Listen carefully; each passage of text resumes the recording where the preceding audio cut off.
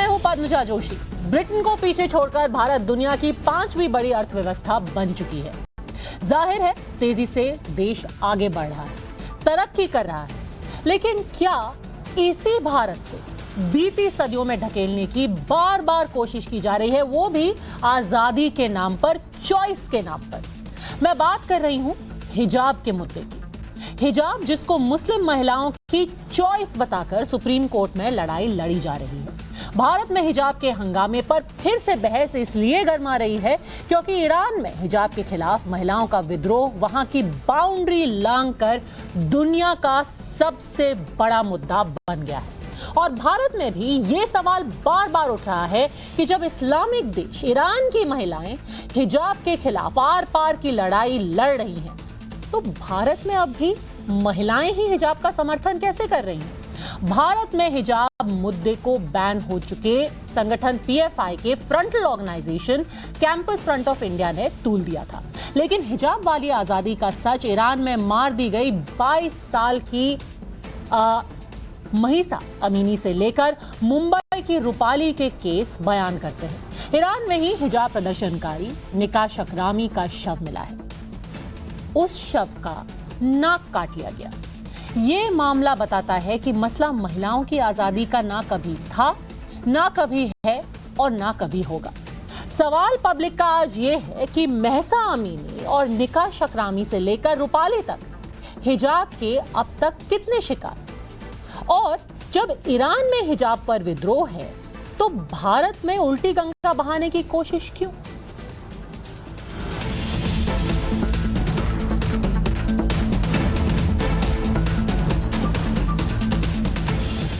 Iran में हिजाब police ने बर्बर तरीके से महसा अमीनी की हत्या कर दी। इसके बाद वहां की महिलाएं हिजाब पहनने की इस मजबूरी के खिलाफ सड़कों पर उतर गई हैं।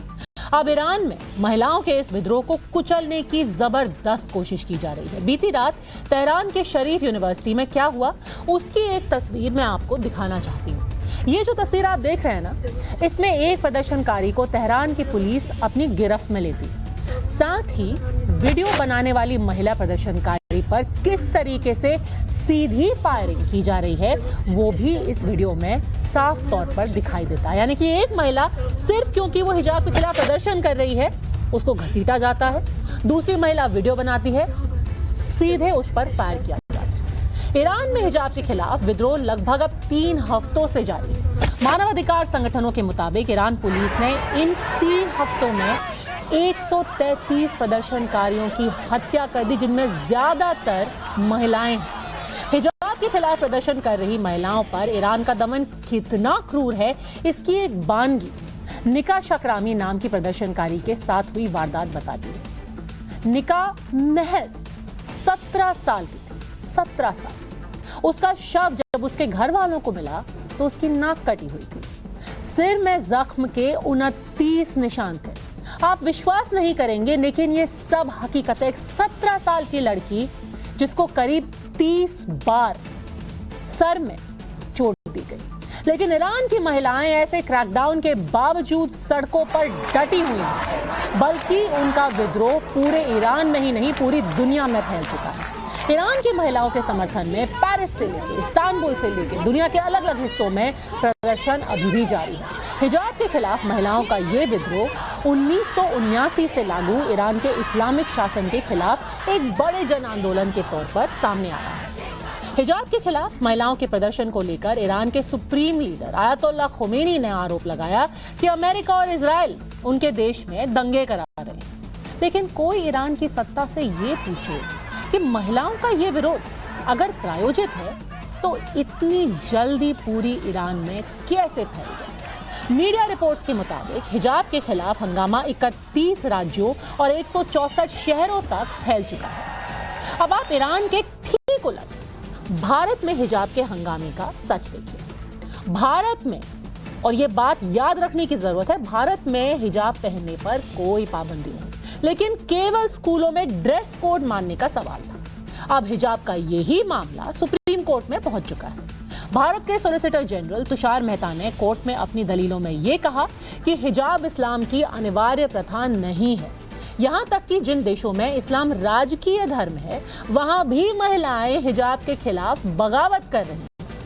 इस पर सुप्रीम कोर्ट ने पूछा कि ऐसा कहां हो रहा है। तब तुषार मेहता ने बताया कि ऐसा ईरान में हो रहा है। हिजाब मामले पर ईरान का सच आज पूरी दुनिया के सामने है। भारत में भी लोग इसे देख रहे हैं और जो लोग ये कहते हैं कि हिजाब सिर्फ एक चॉइस का मसला है, उन्हें मैं 1979 के पहले का ईरान दिखाना चाहती हूँ। ईरान में महिलाएं कितनी आजाद थीं। 1979 की इन तस्वीरों में यह साफ नजर आता है। क्या इन तस्वीरों को देखकर आप ये सोच भी सकते हैं कि आज के ईरान में जो हिजाब महिलाओं के ऊपर थोपा जा रहा है वो चॉइस है?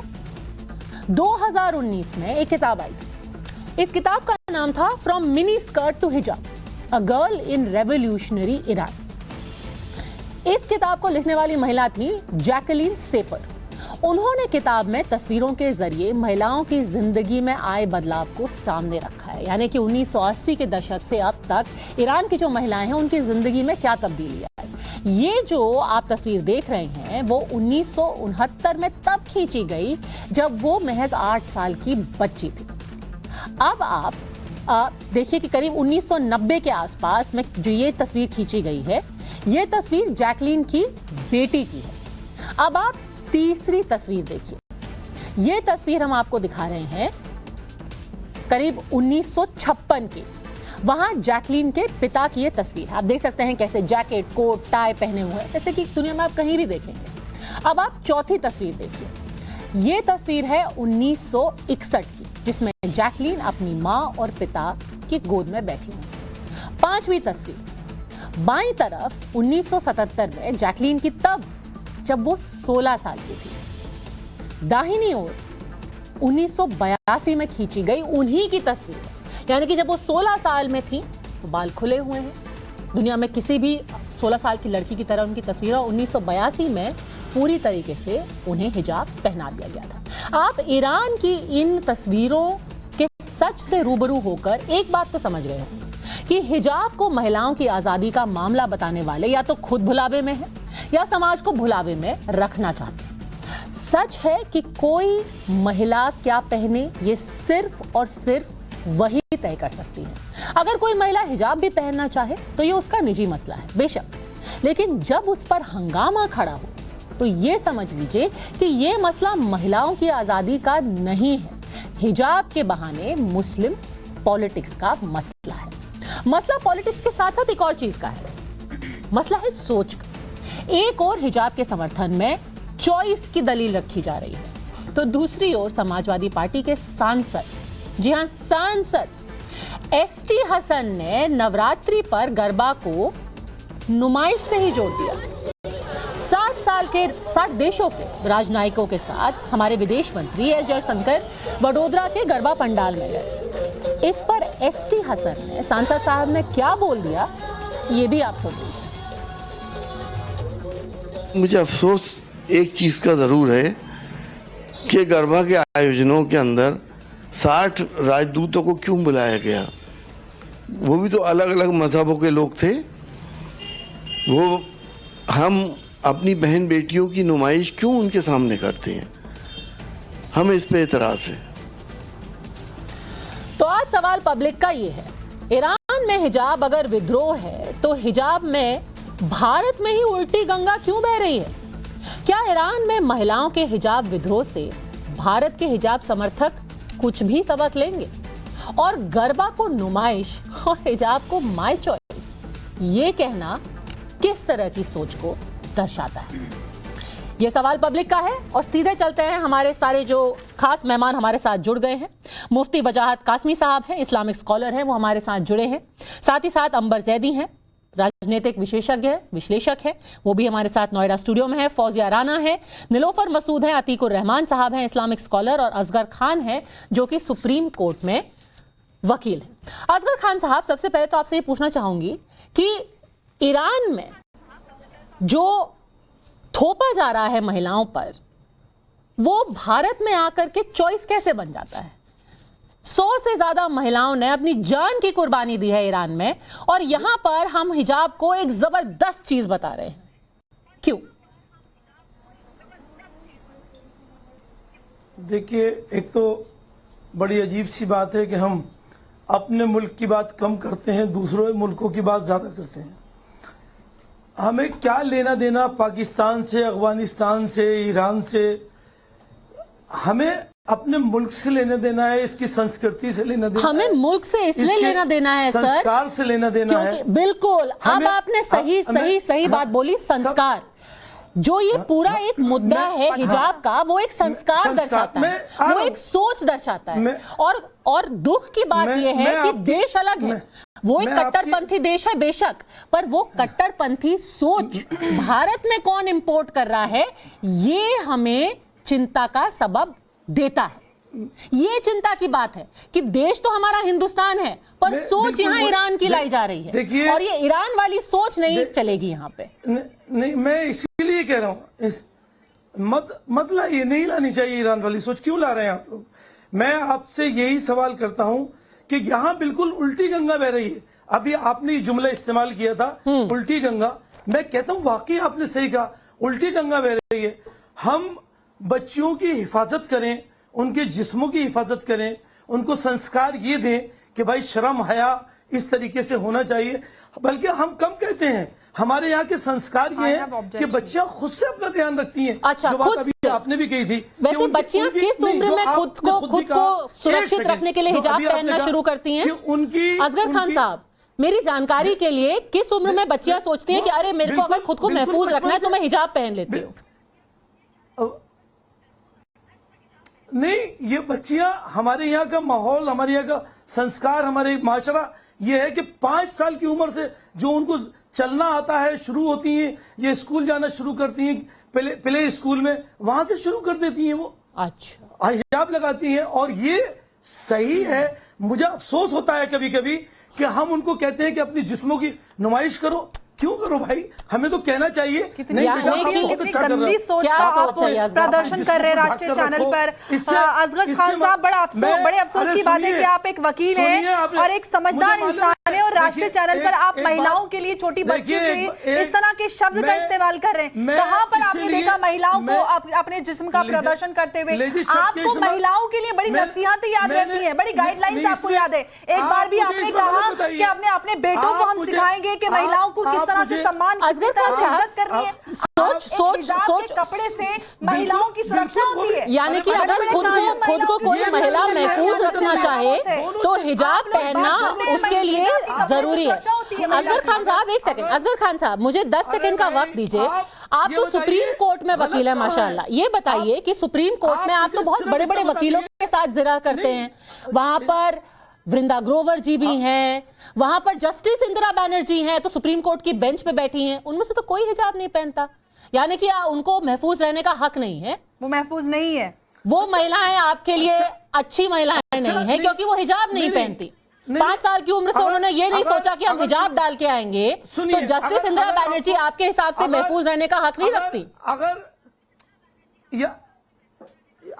आप मेरी बात सुनिए, अगर आप ये कहती हैं कि हिजाब पे इतना बड़ा इतराज है, तो इस मुल्क में रहने वाले राजस्थान की सारी औरतों के हिजाब पहले हटवाइए। आप किस बात को कह रही हैं भाई? अपना उनका हक है, उनको जैसे चाहे उनको राइट है। अच्छा, अब राइट हो गया। अभी आपने बोला कि 5 साल की बच्चियां इसलिए हिजाब पहनती हैं क्योंकि उनको महफूज रहना है। सर, जब महफूज रहना की जरूरत आप ये कहते हैं कि जब हिजाब पहनोगी तभी महफूज रहोगी, तो वो चॉइस नहीं होता, वो मजबूरी होती है। क्योंकि आप उनको ये संदेश देते हैं कि बेटा हिजाब नहीं पहनोगी ना तो जिस्म की नुमाइश करोगी, महफूज नहीं रहोगी, बुरी लड़की कहलाओगी। वो चॉइस नहीं होता, वो मजबूरी होती है। अंबर जैदी आपका जवाब देंगी, अंबर जैदी जवाब देंगी, फिर मैं मुफ्ती वजाहत कासमी के पास जाऊंगी। अंबर जैदी की बात सुन लीजिए। खान साहब, आप काफी देर से बोल रहे हैं, आप दूसरों की बात भी रख लेने दीजिए। हिजाब में आपको इतराज क्यों है? मुझे हिजाब से किसी को एतराज नहीं है। अब आप मेरी बात भी सुन लीजिए, आप काफी देर से अपनी बात रख रहे हैं। देखिए पद्मजा, जब बात आती है ना, जब ये लोग घूंघट और हिजाब को ये फॉल्स इक्विवेलेंस करने की कोशिश करते हैं, तो सबसे पहली बात, आप भारत की सबसे संस्कृति की आपने सबसे स्टार्टिंग में बात की थी। भारत की संस्कृति ना तो हिजाब रही हो ना ही घूंघट रही है। घूंघट भी जो आक्रांता थे उनकी देन है भारत में, लेकिन हिंदू समाज में उसके ऊपर बात होती है और उसको धीरे धीरे निष्कासित किया जा रहा है। लेकिन हिजाब को भारत में लागू किया जा रहा है। हिजाब भारत की सभ्यता का, कल्चर का हिस्सा नहीं है। ये मेसोपोटामिया, इजिप्ट, ईरान, अरब में मिलता है। तो आप जब भारत की संस्कृति की बात करते हैं तो हिजाब और बुर्के की बात ना करें। आप मॉडेस्टी की बात कर सकते हैं, कुरान मॉडेस्टी की बात करता है, जिस्म ढकने की बात करता है, टैन तोड़कर चलने की बात नहीं करता। अगर आप जितना जिस्म ढकने का हुक्म मर्दों के लिए उतना ही औरतों के लिए, तो आप भी पहनेंगे जो वहां पे अरबी तोप पहन के घूमते और सर पे रुमाल ओढ़ते हैं, पहनेंगे आप?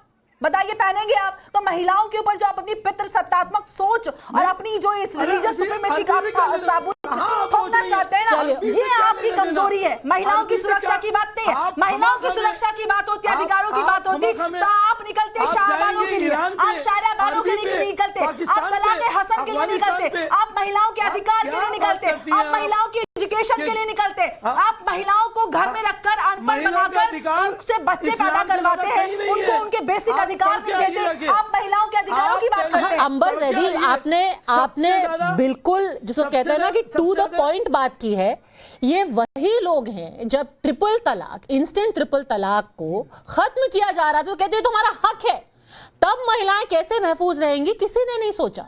जब शाहबानों को महज कुछ रुपयों का जो कोर्ट से ऑर्डर मिला था उसको खत्म कर दिया गया, 3 लाख से ज्यादा लोग किसी ने मुंह नहीं खोला। आज सब कह रहे हैं कि भाई आपको महफूज रहना है तो हिजाब पहनिए।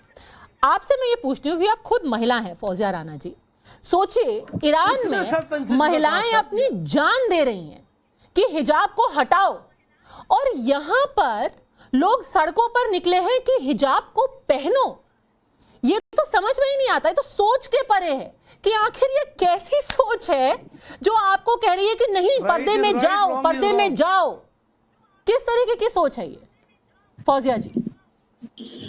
देखिए, मैं पहले तो ये कहना चाहूंगी कि एक कपड़े के टुकड़े पर इतनी सियासत, अगर वो क्रिश्चियन पहन लें तो वो स्कार्फ है, हमारी हिंदू माए बहनें पहने तो वो घूंघट है, वो गलत पहने है, तो वो हिजाब, वो गलत है। ठीक है फौजिया जी, तो मुझे किसी भी धर्म में किसी को भी घूंघट में रखना गलत है, और ये बार बार हमारे देश के हर हिस्से में कहा जाता है कि घर से निकलो, घूंघट से निकलो, काम पे जाओ, अपनी जिंदगी बनाओ, आगे बढ़ो।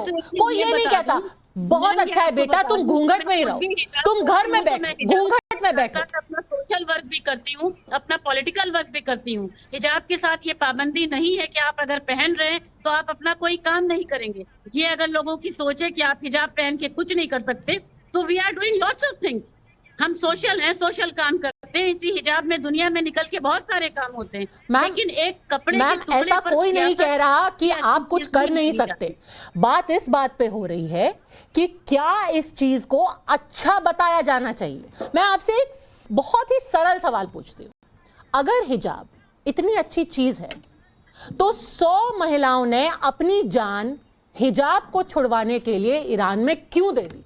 उनको तो कहना चाहिए, जैसे कि आप कह रही हैं कि हिजाब में कोई हर्ज नहीं है, हम उसमें सोशल वर्क कर सकते हैं, पॉलिटिक्स कर सकते हैं, पढ़ सकते हैं, लिख सकते हैं, रिसर्च कर सकते हैं, तो ईरान की महिलाएं इसके खिलाफ प्रदर्शन क्यों कर रही हैं नीलोफर जी? मैं हिंदुस्तान की बात कर, अरे हिजाब तो हिजाब है ना, चाहे ईरान में पहने, हिंदुस्तान में पहने, पाकिस्तान में पहने, हिजाब तो हिजाब है। हम जिस देश में तो अगर हिजाब इतनी अच्छी चीज है तो ईरान की महिलाएं उसके खिलाफ सड़क पर क्यों उतर गई? सिर्फ इतना जवाब दीजिए। हम कपड़े के टुकड़े की सियासत, अरे महिलाएं तो महिलाएं रहेंगी और हिजाब हिजाब रहेगा। की बात करें पद्मजा, इनसे पूछिए कि कपड़े के टुकड़े की सियासत किसने स्टार्ट की?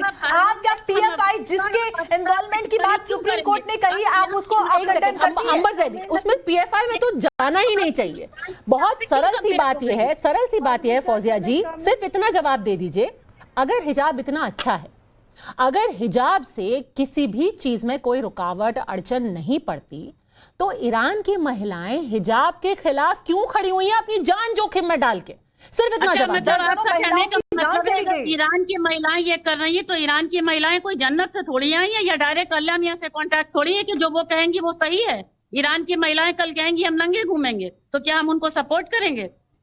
इस्लाम में किसी चीज की सख्ती नहीं है, मैं ये जरूर बताना चाह रही हूँ कि तो आप इस्लाम कह में रही कोई हैं चीज की सख्ती कि नहीं जो है। ईरान की महिलाएं कर रही हैं, हिजाब के खिलाफ आवाज बुलंद कर रही हैं, वो गलत है डिस्कशन या वो बेवकूफ जानते है? हैं। हम तो ये कहते हैं आप भारत की बात कर रहे हैं। फौजिया जी, आप ईरान को हिजाब तो हिजाब है ना, कहीं भी पहना जाए, किसी भी देश में पहना जाए। हम इस्लाम को मान के चलेंगे, हम ईरान और इस्लाम, एक सेकंड, फ्रीडम ऑफ एक्सप्रेशन या फ्रीडम ऑफ चॉइस की पोल खुल गई ना, यहीं पर खुल गई ना पोल आपके फ्रीडम ऑफ चॉइस की। आप कहती हैं वो लोग जो हिजाब का विरोध करते हैं उनका समर्थन नहीं होना चाहिए, लेकिन आपकी राजनीति का समर्थन होना चाहिए, क्योंकि आप भारत का इस्लामाइजेशन करना चाहते हैं। आपकी प्रोपेगेंडा का समर्थन होना चाहिए और उसका सम्मान और रिस्पेक्ट होनी चाहिए। जी नहीं, यहाँ कोई प्रोपेगेंडा नहीं है, प्रोपेगेंडा ही है। भारत की संस्कृति को आप इन्वेड करना चाहते हैं, यही तो एजेंडा है जो 2047 मिशन 2047 फॉर्म वही तो है ना, कि भारत को इस्लामाइज करना है, भारत में फतेह हासिल करनी है, गजवा हिंद करनी है। तो यही सब करके तो आप भारत में फतेह हासिल करना चाहते हैं, और क्या करेंगे आप? मुफ्ती वजाहत कासमी, एक सेकंड निलोफर जी, इससे पहले कि आप बोले, मुफ्ती वजाहत कासमी को मैं लाना चाहती हूँ डिस्कशन में। मुफ्ती साहब, फौजिया जी कह रही हैं कि ईरान अलग है, भारत की बात कीजिए। ईरान में भले से ही वो थोपा जा रहा है, भारत में सब अपनी मर्जी से पहन रहे हैं, भारत में सब राजी खुशी सुबह सुबह उठते हैं 5 साल की उम्र में और कहते हैं कि आज तुम हम हिजाब पहनेंगे, देखिए, और हंसते हंसते जाते हैं स्कूल। मुफ्ती साहब के जो सवाल है वो आपके खुद के परे चल रहे हैं। देखिए, इनको बताइए कि वजाहत मेरा नाम है, इजाजत दी है तो कोई पर्टिकुलर इनको बताइए कि वजाहत मेरा नाम है, मुझे बोलने के लिए कहा गया है। जी वजाहत साहब।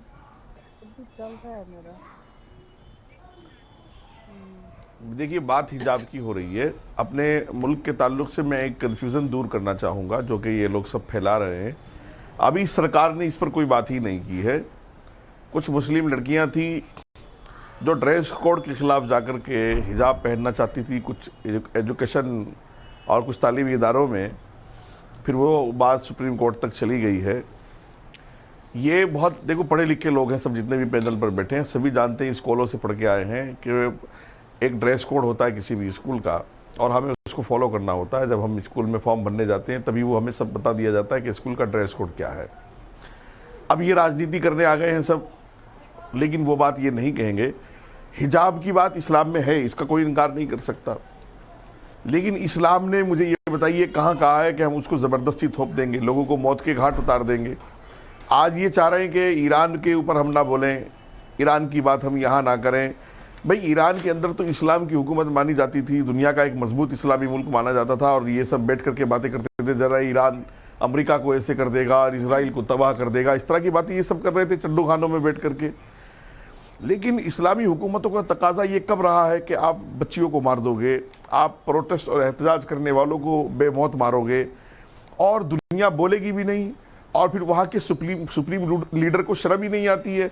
वो कह रहे हैं कि सब कुछ अमेरिका। भाई, देश आपका, इंटेलिजेंस आपकी, पुलिस आपकी, फोर्स आपकी, और दंगा अमेरिका करा रहा है, मार आपकी फोर्स रही है, ये कौन सी बात हुई? तो बहरहाल ये सब बातें गैर इस्लामी हैं। इस्लाम ने हिजाब कहा है, और इस्लाम ने तो, देखो, मैं आपको बहुत बुनियादी बात बताना चाहूँगा, यहाँ कई पैनलिस्ट मुसलमान हैं, ज़्यादातर ही मुसलमान हैं, कि इस्लाम का जो बुनियादी रुकन है वो नमाज है, और 10% से ज़्यादा मुसलमान नमाजी नहीं है।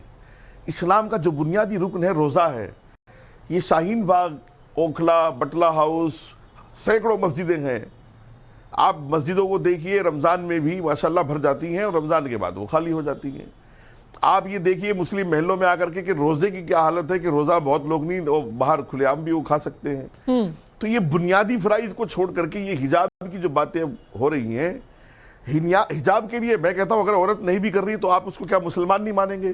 क्या आप उसको काफिर करार दे देंगे? मेरी बात का कोई पैनलिस्ट जवाब देगा नहीं देगा? अजहर खान तो यही कह रहे हैं भाई, कॉन्स्टिट्यूशन का देश है, यहाँ इस्लामी हुकूमत है भी नहीं है कि कोई भी महिला महफूज रहना चाहती है तो करेगी हिजाब, इसीलिए बच्चियां 5 साल की उम्र में खुद ही हिजाब कर लेती हैं।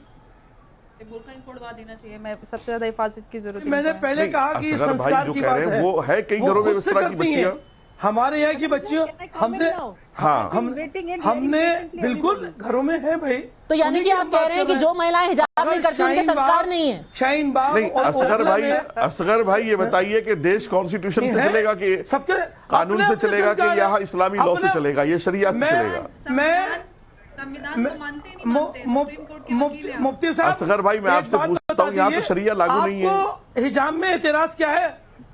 मुझे हिजाब में एक मुझे तो मैं तो कह रहा हूँ इस्लाम में है। और अगर अरे मैं कह रहा हूँ है इस्लाम में, कोई करना चाहे बहुत अच्छी बात है, नहीं करना चाहता तो वो गुनाहगार है, अल्लाह और उसके रसूल का गुनाहगार है। फिर ये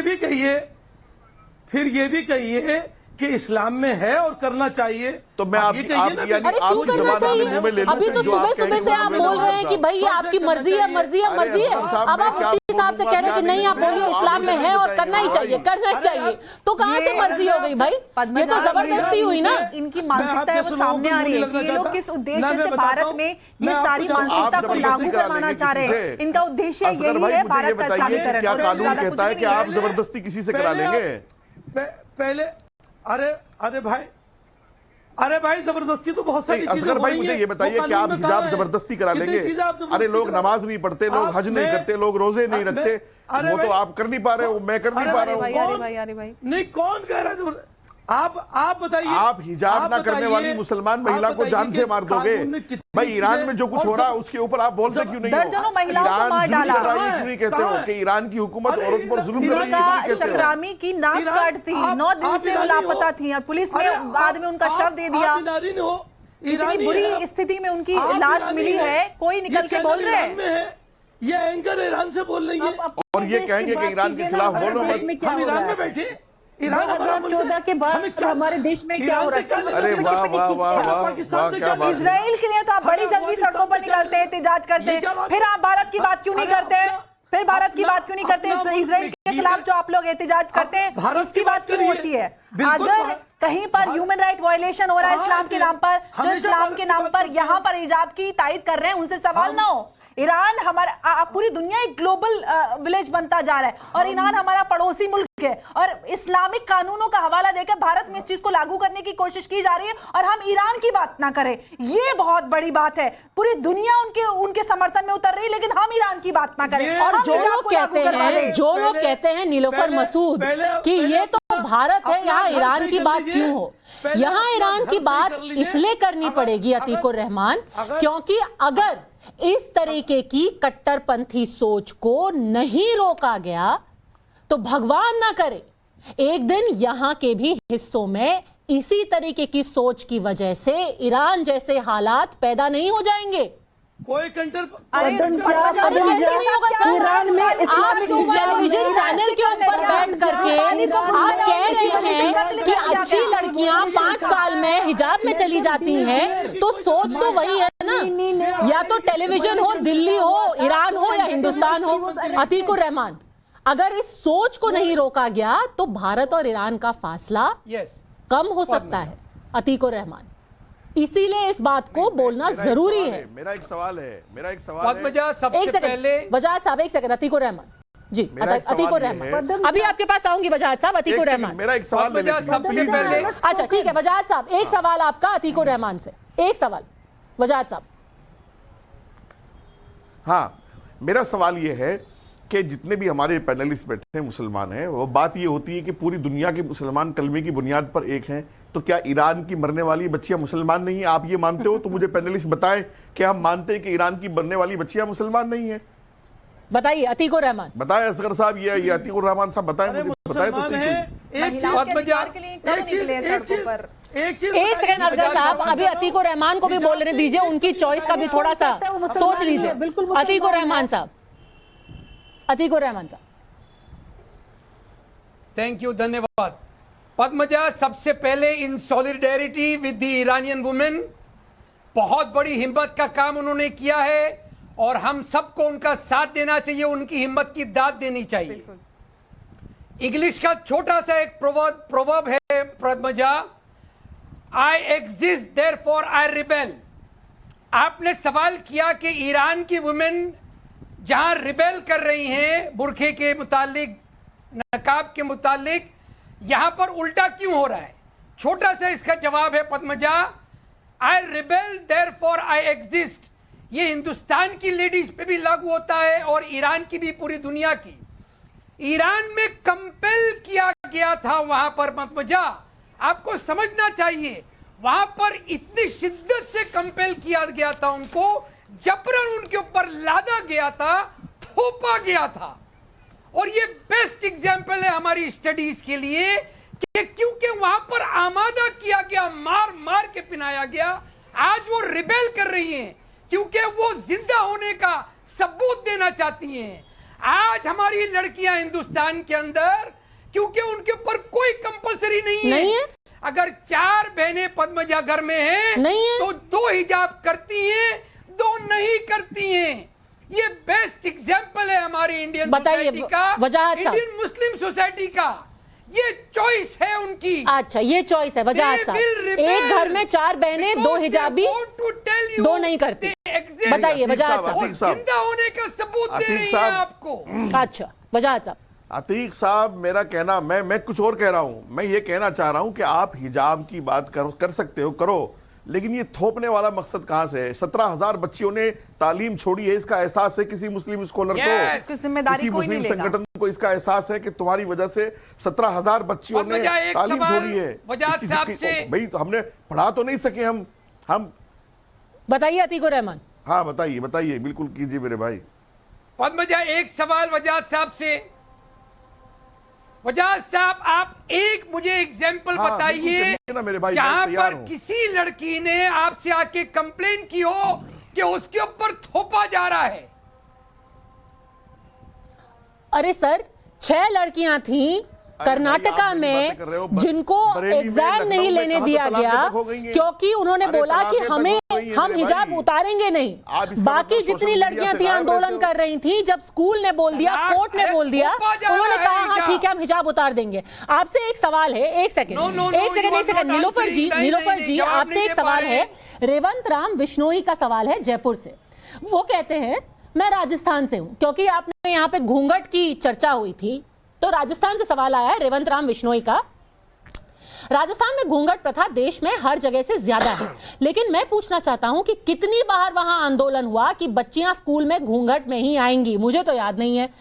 ये बताएं वो लोग जो कि सामाजिक कार्य करते हैं राजस्थान में, क्योंकि घूंघट है, गलत बात है, सब मानते हैं, कोशिश की जा रही है खत्म की जाए। कितने लोगों ने आंदोलन किया कि नहीं सारी बच्चियां स्कूल में घूंघट पहन के जाएंगी? बताइए नीलोफर जी।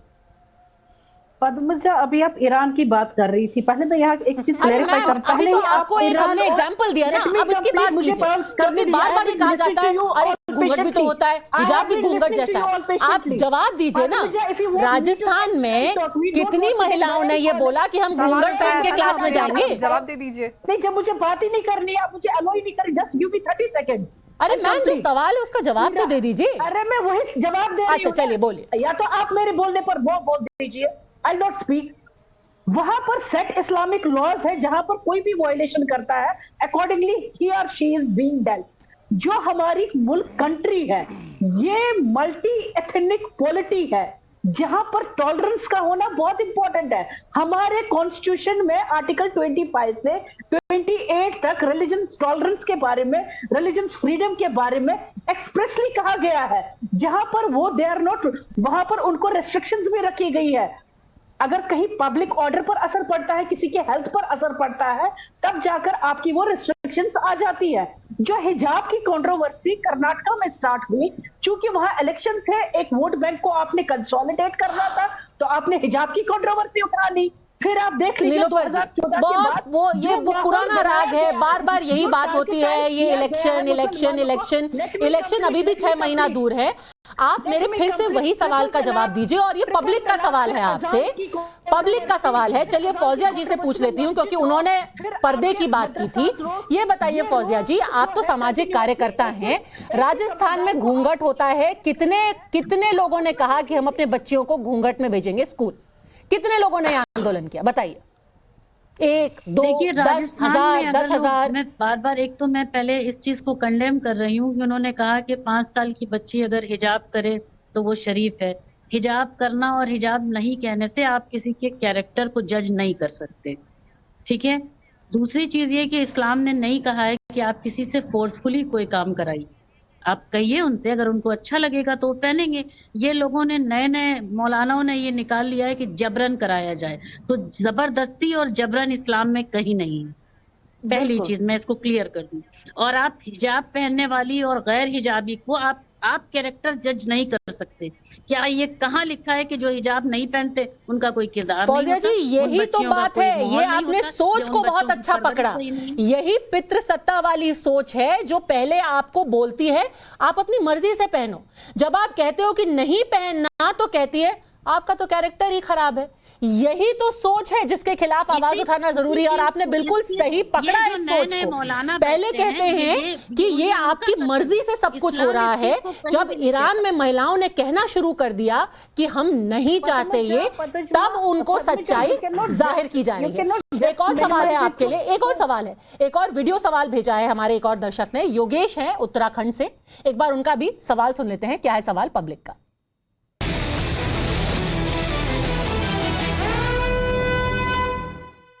क्या भारत में हिजाब पर सुप्रीम कोर्ट में लड़ाई लड़ रहे लोगों को तभी होश आएगा जब भारत में भी ईरान की तरह जो महिलाएं विरोध कर रही हैं हिजाब के ऊपर, ऐसी स्थिति भारत में पैदा होगी, भारत की महिलाएं भी हिजाब का विरोध करेंगी, क्या तब होश आएगा उनको? मेरा सवाल है कि ईरान में हिजाब का विरोध भी आजादी और भारत में हिजाब का समर्थन भी आजादी, एंटी मोदी गुट के लोग ये कौन सा खेल खेल रहे हैं? योगेश का सवाल आपके लिए, अतीकुर रहमान साहब बताइए। जी बहुत लो साउंड है पद्मजा, जहां तक के मैं समझ पाया हूं, जो चीज ईरान के अंदर डिमांड की जा रही है, क्या वही चॉइस यहां पर लोग उल्टा डिमांड नहीं कर रहे हैं? सवाल आपसे बहुत सीधा था, क्या जो लोग हिजाब को चॉइस बता रहे हैं भारत में, उनको तब होश आएगा जब महिलाएं सैकड़ों की तादाद में सड़कों पर उतर आएंगी ईरान की तरह? क्या यही करना होगा महिलाओं को, अपनी आवाज आपके कानों तक पहुंचाने के लिए? अतीकुर रहमान साहब, अच्छा सवाल है। जो चॉइस वहां पर ईरान के अंदर डिमांड कर रही है लेडीज, और यहां पर वो चॉइस अपनी डिमांड कर रही है, आप क्यों रोकना चाहते हैं? तो ये बताइए मेरे को, चलिए मेरे को ये बताइए तो यानी कि कुछ तो फर्क होगा ईरान की और भारत की महिलाओं में, अंबर जैदी, कि महिला तो महिला है ना, और हिजाब भी हिजाब है। तो ईरान की महिला को हिजाब खराब क्यों लगता है और भारत की महिलाएं कह रही हैं वाह? तो ऐसे क्या फर्क है ईरान की और भारत की महिलाओं में? अंबर जैदी, क्या दोनों अलग स्पीशीज है, दोनों अलग प्राणी है? देखिए अब सबसे बड़ा सवाल कि ईरान की महिलाएं कहती हैं कि जो आसमान है वो नीला है, और भारत की महिलाएं कहती हैं आसमान काला है। देखिए पद्मजा, सवाल यही है कि महिलाओं के कैरेक्टर के साथ हिजाब और बुर्के को से जोड़ दिया जाता है। मैं बहुत सारी ईरानी महिलाओं से मिली हूं और बहुत सारा इस मसले पे डिस्कशन हुआ है, क्योंकि ये विरोध जो है, ये आंदोलन जो है काफी समय से चल रहा है। अभी ये कुछ सालों में बहुत बड़ा हो गया, लेकिन बहुत बार डिस्कशंस हुए हैं और वो हमेशा यही कहती हैं कि हमें ये जोर जबरदस्ती वाला कानून पसंद नहीं है, इसलिए वो इसके खिलाफ लगातार आवाज उठाती है, क्योंकि हमेशा हिजाब और बुर्के को महिलाओं के कैरेक्टर के साथ जोड़ दिया जाता है कि अगर आपने हिजाब या बुर्का नहीं पहना तो आप अच्छी महिला नहीं है और आप दोज़ख में जाएंगे। जब महिलाओं का कैरेक्टर उसके साथ जोड़ दिया जाता है तो जाहिर सी बात है परेशानी होती है। लेकिन हम भारत की बात करते हैं जहां पर ऐसा कोई जबरिया कानून नहीं है, वहां पर भी इस तरह की सोच होती है। और कई सारे टीवी चैनल्स पर अलग अलग डिबेट्स में इन्हीं इस्लामिक स्कॉलर्स ने मुझे खुद बोला है कि आपका चरित्र आदर्श नहीं है, आप चरित्र आदर्श नहीं कहते हैं, तो फिर आप जो फ्रीडम ऑफ एक्सप्रेशन, चॉइस का झंडोरा होता है, जो ढोंग होता है, वो वहीं पे खुल जाता है। लड़कियों ने पढ़ाई छोड़ी है, क्यों छोड़ी है? क्या आपको उस पर चर्चा नहीं करनी चाहिए? नहीं, उस पर किसी ने थोपा नहीं है, थोपा किसी ने नहीं है। ईरान में थोपा जा रहा है, यहाँ पे आजादी है, हमें रिलीजियस आजादी है, हमारे शांति और सुरक्षा मेंटेन करना, क्या सब लोगों की जिम्मेदारी कर रहे हैं? सिर्फ सवाल सरकार से होगा, सिर्फ एडमिनिस्ट्रेशन से होगा। आप जैसे लोग सिर्फ राजनीति करेंगे और लोगों को भटकाएंगे देश के खिलाफ, और जो विरोधी ताकतें हैं उनको आप मजबूत करेंगे। सवाल आपसे नहीं हुआ तो इस्लामिक स्कॉलर, वो जो लीडरशिप जो बच्चियों के फ्यूचर के साथ खेल रही है, क्यों ना हो सवाल आपसे? किस तरह से 6 से 17 साल की लड़कियां किससे आपसे सवाल है, बताइए कैसे हुई 14-17 लड़कियां वो खत्म कर रहे हैं।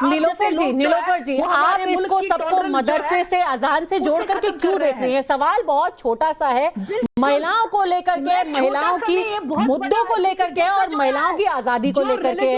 अगर आप सच में एक सोच का नमूना देखना चाहती है ना नीलोफर जी, जो बार बार महिलाओं को लेकर के जिस सोच की हम बात कर रहे हैं, आप हर चीज बीच में ले आती हैं, आप ईरान ले आती हैं, आप जो है अजान ले आती हैं।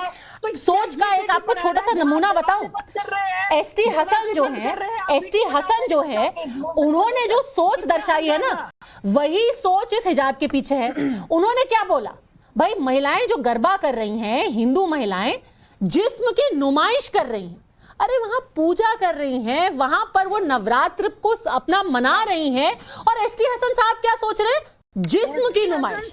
ये सोच है, ये पहली बात नहीं है। जब ये हिजाब आंदोलन की शुरुआत हुई थी तब आप स्टार्टिंग में हजारों मुस्लिम महिलाओं के रिएक्शन आपको मिलेंगे जो कहती थी क्या हम हिंदू महिलाओं की तरह नंगे नहीं घूमते हैं, इस तरह की सोच रखते हैं। तो सवाल है, जो पूरा लड़ाई है वो सोच के खिलाफ है, और अपनी कैरेक्टर के लिए, अपनी इज्जत के लिए, अपने सम्मान के लिए खड़े होना हर औरत का, हर महिला का अधिकार है। आप ये अधिकार नहीं छीन सकती। और जो आप लोग राजनीति करते हैं, विक्टिम कार्ड खेलते हैं, जो देश में प्रेस्क्राइब डेसिबल्स हैं उसको फॉलो करना हर किसी की जिम्मेदारी है। आप लोग कानून क्यों नहीं फॉलो करते? अजान हो या सड़क में नमाज पढ़ने की बात हो, आपको कानून फॉलो करवाया जाता तो आप बेचारे बन जाते हैं। बिल्कुल। और 1 मिनट के लिए रुक करके सोचिए कि ऐसा ही क्यों है कि जो लोग पूरे दिन मर्जी, चॉइस का राग अलापते हैं, जैसे ही असलियत सामने आती है तो क्या बोलते हैं, अरे जिस्म की नुमाइश मत करो, घर पे बैठो, तमीज से रहो, तहजीब दिखाओ, बुर्का करो, हिजाब में रहो, पर्दे के पीछे रहो। और जब टीवी पे आते हैं कहते हैं हम हैं लिबरल। गलत क्या है? ये लिबरल गलत क्या है? अगर आपको इतना अच्छा लगता है आप पहन लीजिए, आपको इतना पसंद है आप पहनिए। आप महिलाओं के बुर्के और हिजाब डिसाइड करेंगे, जो लोग नहीं पहनेंगे उनके लिए आप डिसाइड करते हैं कि वो अच्छी है बुरी महिलाएं। आप जैसे लोग सोच सकते हैं महिलाओं के लिए। एंकर हूं तो क्या दिमाग नहीं है मेरे को सोचने का तो हक है। कोई कल को आके बताएगा कि भाई पर्दा करके बैठ जाओ, तो मैं तो ना कहूंगी कि एंकर हूं तो मैं नहीं बनूंगी। मैं छोटी सी बात कहना चाहती हूँ, जो गेस्ट आए हैं जे शंकर साहब के साथ, उन्होंने कहा कि अपनी माँ, हमारी माँ बहनों को की नुमाइश करने के लिए गेस्ट को लेके आए। सबसे पहली बात तो वो इनवाइटेड गेस्ट है। आप लोगों की तरह नहीं पहचान छुपाकर दूसरों की बेटियों की वीडियोग्राफी करने चुप जाते हैं। तो आप अपनी मानसिकता, छोटी सोच आप खुद दिखाते हैं कि आपकी सोच क्या है और दूसरे की सोच क्या है। कोई और दूसरे की माँ बहनों की वीडियो बनाता नहीं फिरता पहचान छुपाकर। ओके, एक सेकंड। एंकर को बहस नहीं होना चाहिए। अरे असगर साहब, पहली बात तो वो अंबर जैदी बोल रही थी, और एंकर को बेशक बहस का भी उतना ही हक है, क्योंकि मेरे को भी सोचने का उतना ही हक है। एक सेकंड असगर साहब, एक सेकंड विरोध ना करें आपकी सोच पे। असगर साहब, आप कृपया मुझे तो ना बताएं कि मैं कितना सोच सकती हूँ और कितना बोल सकती हूँ। भारत में मुझे अभी इतनी आजादी है कि मैं सोचूं और बोलूं। चलिए कोई बात नहीं असगर साहब, आप जाके सुप्रीम कोर्ट में बताइएगा। सब भारतवासियों को है, ना अकेले आपको, ना अकेले मुझे। बिल्कुल, तो जितना हक आपको है आपने बोला ना, मेरे को जो हक है बोलने का, सोचने का, वो मैं बोलूंगी। आपके लिए एक सवाल है, एक सेकंड। मजहब से, कैरेक्टर से, कट्टरपंथी से। सर आप मजहब को कैरेक्टर से जोड़ रहे थे, तो एक सेकंड, आपके लिए सवाल है फतेहपुर शेखावटी से। श्याम सुंदर वर्मा जी सवाल उन्होंने भेजा है। आपके पैनल पर बैठे मुस्लिम स्कॉलर, खासकर महिलाएं, ये बताएं कि हिंदुस्तान संविधान से चलेगा या शरिया कानून से? पूरी दुनिया में सभी धर्मों में एक ही दिशा निर्देश होते हैं, आखिर आप लोग कब तक गलत फहमी फैलाते रहोगे? और इसी से एक जुड़ा हुआ सवाल है फौजिया राणा जी, जो एक और दर्शक ने भेजा है। वो महिला ये पूछ रही थी कि हिजाब की असलियत क्या है?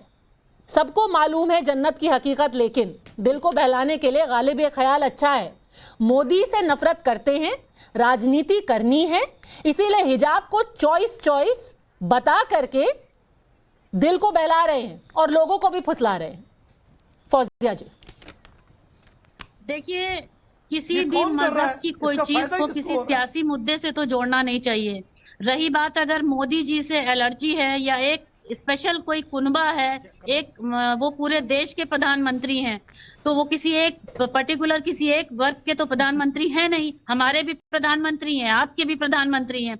लेकिन हाँ, अगर एक तरह से आप देखिए तो 2014 के बाद से जितने मुद्दे उजागर हुए हैं, क्या वजह है कि इससे पहले ये मुद्दे भारत में नहीं थे? क्या वजह है कि पहले इस तरह का माहौल नहीं था मुल्क का, अब ये माहौल ज्यादा बनता जा रहा है?